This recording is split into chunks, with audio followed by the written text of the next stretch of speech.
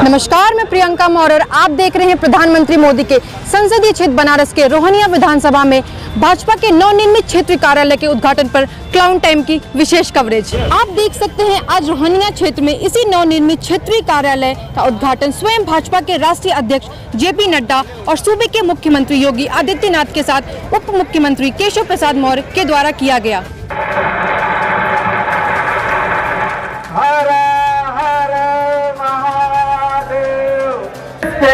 सबसे लोकप्रिय राष्ट्रीय अध्यक्ष हम सबके यशस्वी नेता आदरणीय जेपी नड्डा जी आ चुके हैं।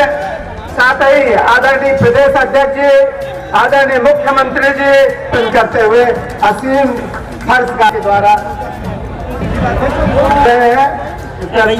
पहनाएंगे। ये थोड़ा सा गजब आदमी जी का अभिनंदन कर आदरणीय सुनील और रोहनिया के लोकल विधायक स्थानीय विधायक होने के कारण राष्ट्रीय अध्यक्ष जी का स्मृति चिन्ह देकर अभिनंदन करेंगे आदरणीय सुरेंद्र नारायण सिंह जी।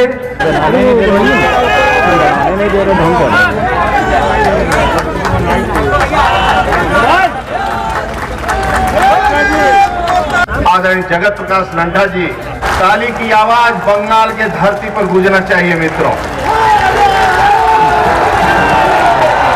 मुख्यमंत्री आदरणीय केशव प्रसाद मौर्य जी, प्रदेश के प्रभारी आदरणीय राधा मोहन जी, पूर्व अध्यक्ष प्रदेश के आदरणीय महेंद्र पांडे जी, प्रदेश के संगठन महामंत्री आदरणीय सुनील बंसल जी, आदरणीय सुनील ओझा जी, भवानी सिंह जी, इस प्रदेश के प्रभारी और प्रदेश के महामंत्री क्षेत्र के प्रभारी और प्रदेश के महामंत्री श्री सुब्रत पाठक जी, इस क्षेत्र के अध्यक्ष महेश श्रीवास्तव जी और राष्ट्रीय मंत्री विनोद सोलकर जी, उपस्थित कार्यकर्ता बंधुओं।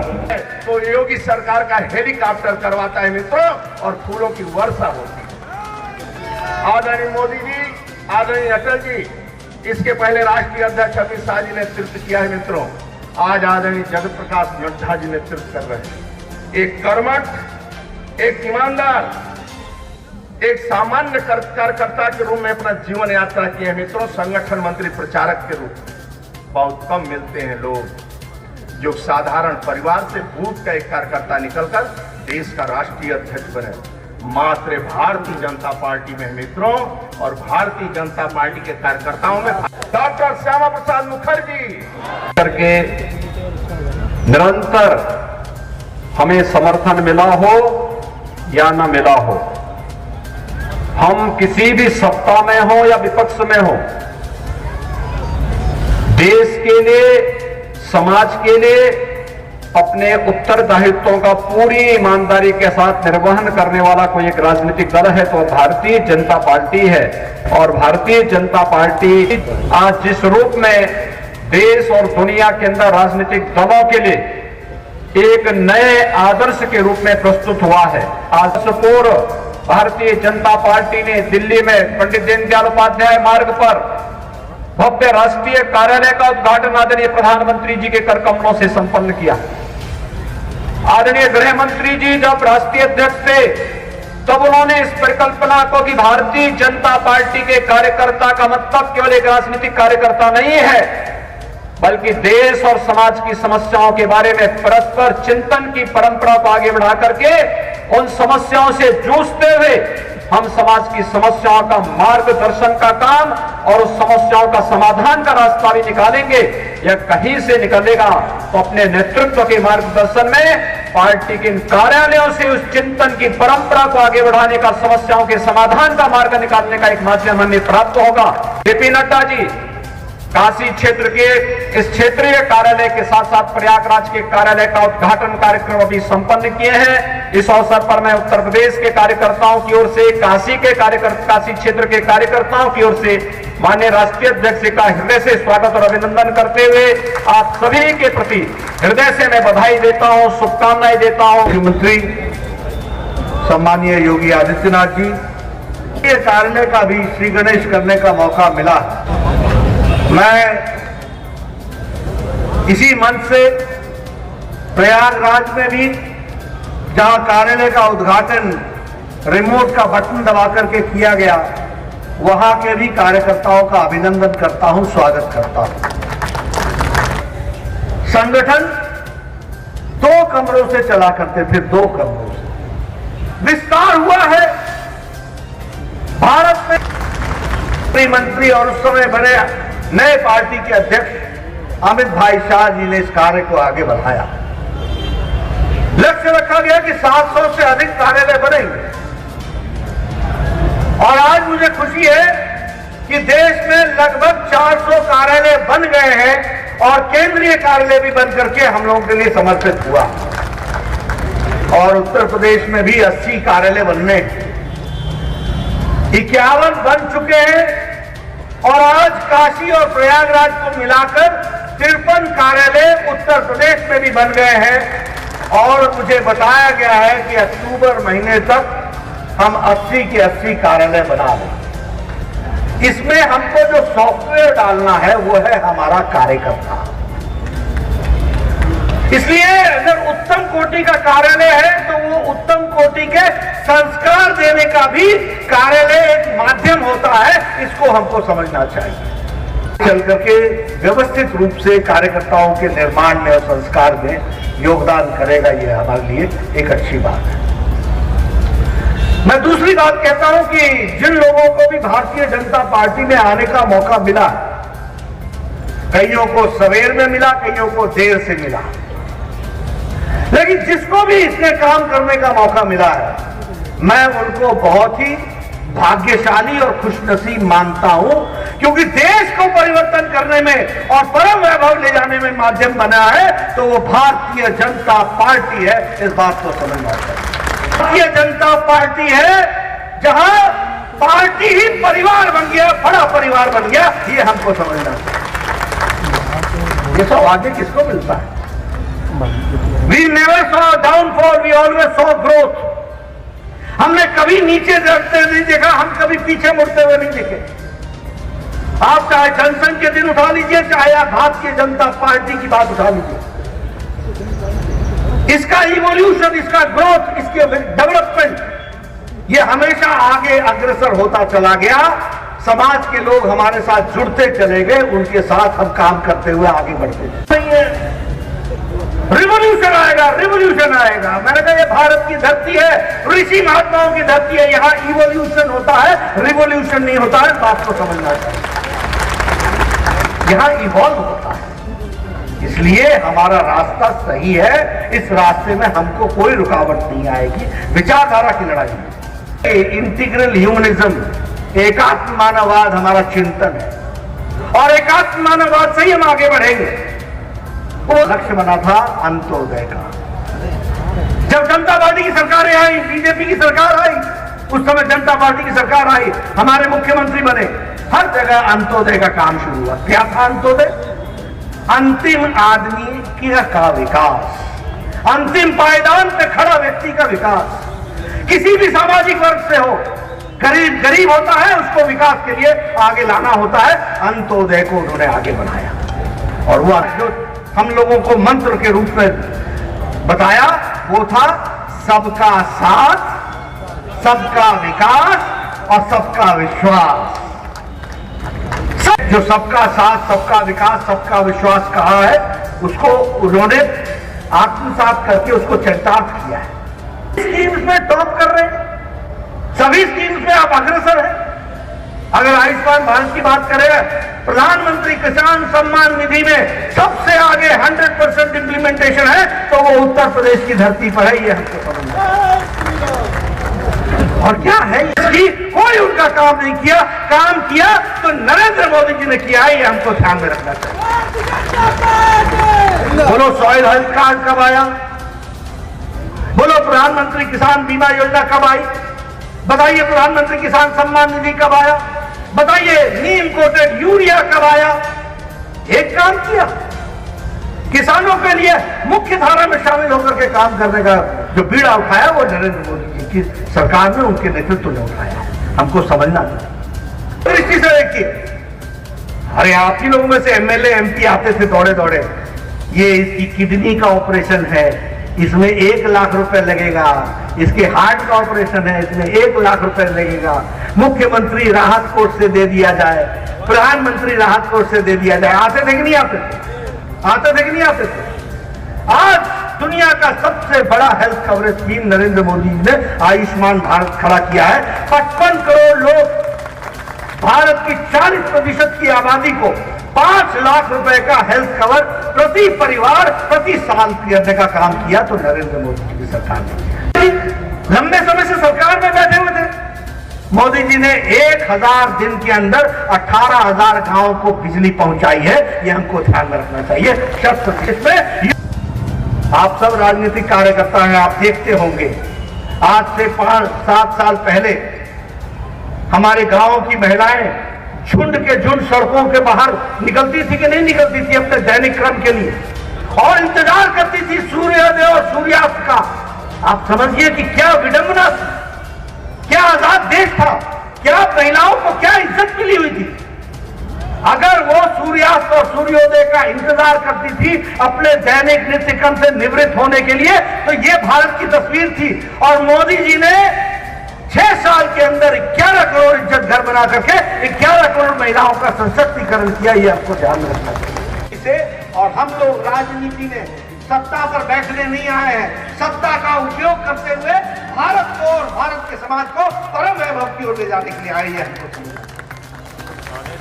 मित्रों, जब मैं इसकी चर्चा करता हूं, 11 लाख प्रतिदिन टेस्टिंग की कैपेसिटी है।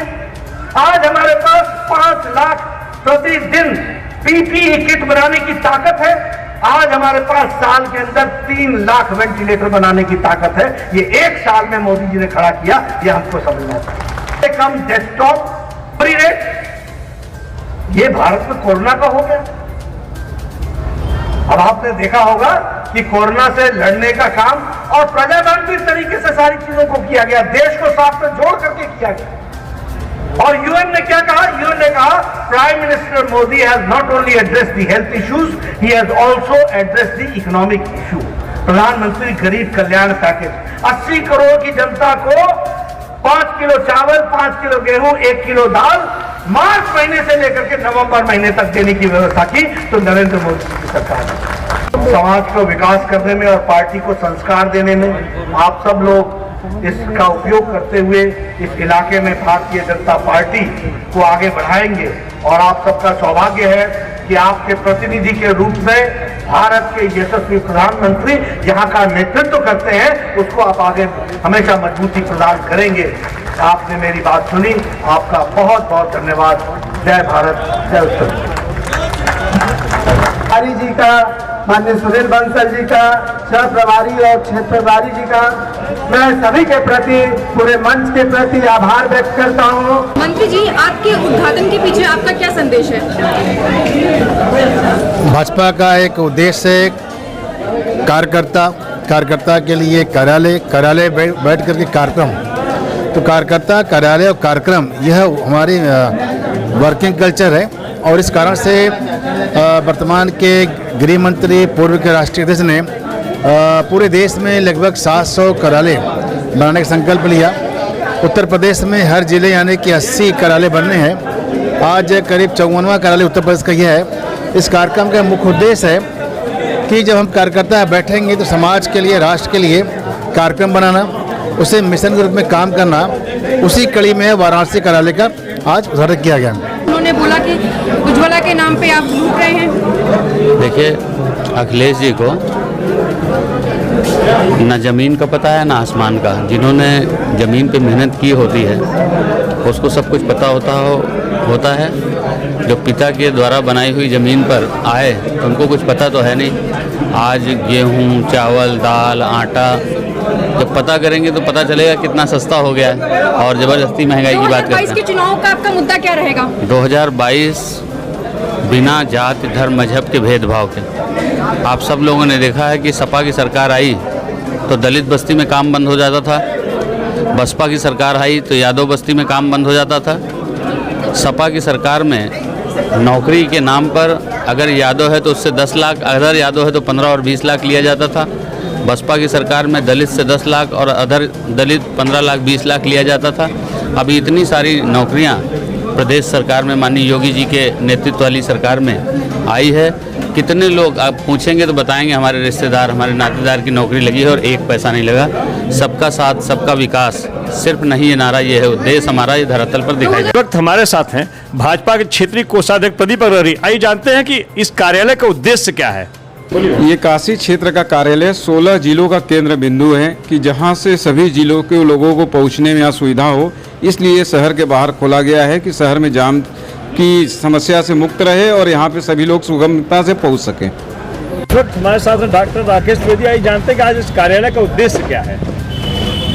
कार्यालय कार्यकर्ता कार्यक्रम कोष कार्यालय किसी भी संगठन के लिए 4 चीज़ें बहुत आवश्यक हैं। भारतीय जनता पार्टी इसी सिद्धांतों पे चल रही है और आज उसी सिद्धांतों पे चलते चलते पूरे देश में भारतीय जनता पार्टी के हर ज़िले में कार्यालय बन रहे हैं। उत्तर प्रदेश में भी हमारे 53 कार्यालय बन चुके हैं। करीब 80 कार्यालय बनने हैं। 80 कार्यालय भी इस वर्ष तक लगभग पूरे हो जाएंगे और इस कार्यालय के माध्यम से, इस कार्यालय में मीटिंग हॉल हो, पदाधिकारियों को बैठने के लिए हो, हमारे अध्यक्ष को बैठने के लिए हो, अतिथि कक्ष हो, वाईफाई हो, इंटरनेट की सुविधा हो, ये सारी व्यवस्थाएं इस कार्यालय में हैं। और कार्यालय एक महत्वपूर्ण केंद्र होता है कार्यकर्ताओं के लिए। इससे कार्यकर्ताओं में एक नई ऊर्जा, नई शक्ति का एहसास होता है और जनता को भी ये अमुक लगता है कि अमुक कार्यालय भारतीय जनता पार्टी का अमुक स्थान पे, वहाँ चलने पे हमारी समस्याओं का निराकरण भी हो जाएगा और कार्यकर्ताओं का एकत्रीकरण भी होगा। इस कार्यालय को 2022 के विधानसभा चुनाव में वार रूम के रूप में इस्तेमाल किया जाएगा। भारतीय जनता पार्टी 2022 के चुनाव में, आप समझिए उत्तर प्रदेश का जो चुनाव हमने लड़ा था 2017 में, उस समय भी हमने करीब लगभग 35-36 कार्यालयों से चुनाव लड़ा था। इस साल हमारा ये है कि लगभग 100% नहीं, लेकिन हम उस स्थान तक, उस ऊंचाई तक जरूर पहुंच जाएं कि अपने कार्यालय से जो है चुनाव को लड़ें। और पूरे विपक्ष तो अब नाम का कोई चीज़ उत्तर प्रदेश में या देश में ही नहीं रह गया है, लेकिन हमारा जो भी संचालन हो चुनाव का, वे हमारे कार्यालय में। डीजल की मूल्य वृद्धि, पेट्रोल की मूल्य वृद्धि, रसोई गैस जिसे उज्ज्वला योजना के नाम पर आपने गरीबों को दिया है, 1000 रुपये का रसोई गैस है, तो इस महंगाई के सवाल को कैसे लड़ेंगे विपक्ष से? देखिए, मोदी जी आज गरीबों के चूल्हे तक पहुंच गए हैं, गरीबों के दवा इलाज तक पहुंच गए हैं। आपसे सवाल कुछ किया जा रहा है? नहीं, सुनिए, आप एक महंगाई को मुद्दे को मत लीजिए। एक गरीब को सुनिए, एक गरीब को आज 5 लाख की चिकित्सीय सुविधा मिलती है। हाँ, हमारी बात सुनिए। पहले लोगों के घर बिक जाया करते थे, कर्जे में लोग बीमारी को लेके जाया करते थे। आज 5 लाख रुपए हर वर्ष उनको मिलने जा रहा है और मिल रहा है, करोड़ों लोग उससे लाभान्वित हो गए। तो ये खर्चे में कमी नहीं आई है। हो सकता है ये कुछ महंगाई बढ़ गई हो, इससे कोई भी इनकार नहीं कर सकता, लेकिन उस पर भी पूरे, चाहे मोदी जी हो, चाहे केंद्र सरकार हो, चाहे हमारे योगी जी हो, सारे नेतृत्व का ध्यान है और उस पर भी बहुत जल्दी लगाम लगाया जाएगा। 10 करोड़ की लागत से बने इस अत्याधुनिक कार्यालय का निर्माण 4300 वर्ग फीट में किया गया, जहां से 16 जिलों के कुल 62 विधानसभा व 14 लोकसभा क्षेत्र के लिए केंद्र के रूप में इस्तेमाल किया जाएगा। अपने दर्शकों को बताना चाहती हूं कि उत्तर प्रदेश में 2022 के विधानसभा चुनाव के दौरान भाजपा काशी क्षेत्र में बने इसी कार्यालय से पूरा पूर्वांचल की चुनावी जंग को जीतने की रणनीति की पूरी व्यूह रचना के लिए भाजपा संगठन इसे वॉर रूम में इस्तेमाल करेगी। मैं क्लाउन टाइम के दर्शकों को भाजपा काशी क्षेत्र में बने इस बहुउद्देशीय कार्यालय की खूबियों से रूबरू कराती हूँ। 4 मंजिला बने इस भवन में भूतल पर महानगर व जिला अध्यक्ष और उनके पदाधिकारियों के बैठने की व्यवस्था है। साथ ही प्रथम तल पर क्षेत्रीय अध्यक्ष और उनकी टीम को बैठने की व्यवस्था के साथ ही प्रथम तल पर क्षेत्रीय संगठन मंत्री का कार्यालय और कॉन्फ्रेंस रूम भी बनाया गया है। इसके अलावा आप देख सकते हैं दूसरे तल पर बने मीटिंग हॉल में एक साथ 300 लोगों की बैठने का मुकम्मल इंतजाम किया गया है। सभी हाईटेक सुविधाओं से युक्त कार्यालय के तीसरे तल पे प्रदेश शासन संगठन मंत्री का कार्यालय और उनके आवास की व्यवस्था है। इस कार्यालय के सभी मंजिलों में कॉन्फ्रेंस रूम, वाचनालय, कार्यालय प्रभारी कक्ष के अलावा छोटे बड़े 2 दर्जन कमरे हैं। कार्यालय में आवागमन की सीढ़ी के साथ लिफ्ट का भी मुकम्मल इंतजाम है। अभी आप देख रहे हैं वाराणसी के रोहनिया में बने भाजपा के क्षेत्रीय कार्यालय से क्लाउन टाइम की विशेष कवरेज।